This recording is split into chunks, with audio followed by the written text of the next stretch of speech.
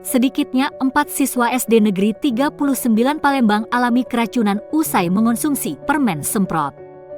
Mereka alami kejang-kejang sesaat usai mengonsumsi permen yang mirip minuman semprot tersebut.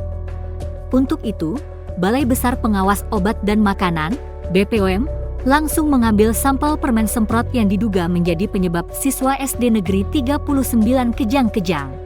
Para siswa ini membeli minuman atau permen semprot tersebut melalui kantin sekolah.